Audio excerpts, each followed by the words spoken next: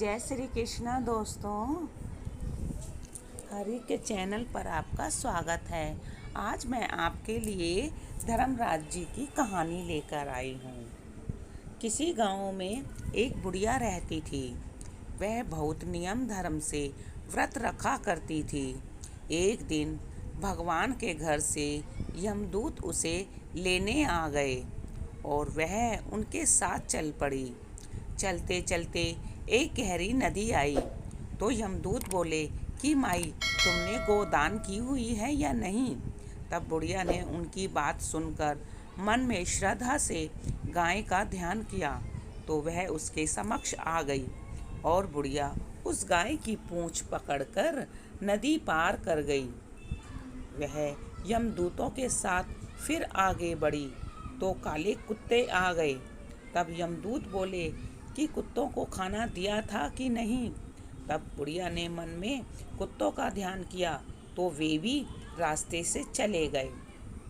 अब बुढ़िया फिर से आगे बढ़ने लगी तो रास्ते में कोए ने उसके सिर में चोंच मारनी शुरू कर दी। तब यमदूत बोले कि ब्राह्मण की बेटी के सिर में तेल लगाया था क्या।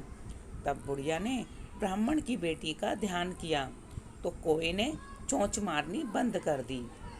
कुछ आगे बढ़ने पर बुढ़िया के पैर में कांटे चुभने लगे। तब यमदूत बोले कि माई, खड़ाऊ आदि दान की थी कि नहीं। तब बुढ़िया ने उनका ध्यान किया तो खड़ाऊ उनके पैरों में आ गई। बुढ़िया फिर आगे बढ़ी तो चित्रगुप्त जी ने यमराज से कहा कि आप किसे लेकर आए हो। यमराज जी बोले कि बुढ़िया ने दान पुण्य तो बहुत किए हैं, लेकिन धर्मराज जी का कुछ नहीं किया, इसलिए आगे के द्वार इनके लिए बंद हैं।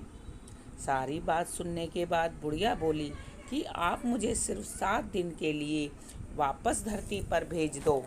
मैं धर्मराज जी का व्रत और उद्यापन के करके वापस आ जाऊंगी। तब बुढ़िया माई वापस धरती पर अपने गांव आ गई और गांव वालों ने उसे भूतनी समझकर अपने दरवाजे बंद कर दिए। वह जब अपने घर गई तो उसके बहू बेटे भी दरवाजे बंद करके बैठ गए। तब बुढ़िया ने कहा कि मैं भूतनी नहीं हूँ, मैं तो धर्मराज जी की आज्ञा से वापस धरती पर 7 दिन के लिए आई हूँ। इन 7 दिनों में मैं धर्मराज जी का व्रत और उद्यापन करूँगी, जिससे मुझे परलोक में जगह मिलेगी। बुढ़िया की बातों से आश्वस्त होकर बहू बेटे उसके लिए पूजा की सारी सामग्री एकत्रित करते हैं।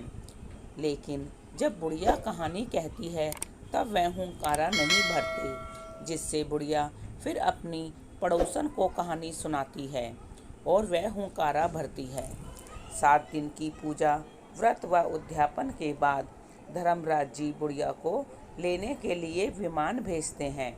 स्वर्ग का विमान देखकर उसके बहू और बेटे भी साथ चलने लगते हैं और सारे गांव वाले भी स्वर्ग जाने को तैयार हो जाते हैं।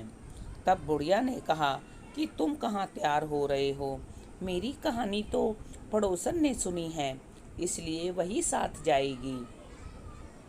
सारे गांव वाले बुढ़िया से धर्मराज जी की कहानी सुनाने का आग्रह करते हैं। तब बुढ़िया उन्हें कहानी सुना देती है। कहानी सुनने के बाद सारे ग्रामवासी विमान में बैठकर स्वर्ग जाते हैं तो धर्मराज जी कहते हैं कि मैंने तो विमान केवल बुढ़िया को लाने भेजा था।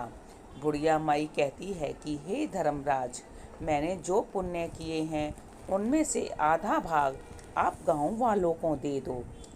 इस तरह से धर्मराज ने ग्रामवासियों को भी स्वर्ग में जगह दे दी। हे धर्मराज महाराज, जैसे आपने उस बुढ़िया के साथ सभी गांव वालों को भी स्वर्ग में जगह दी, उसी तरह से हमें भी देना।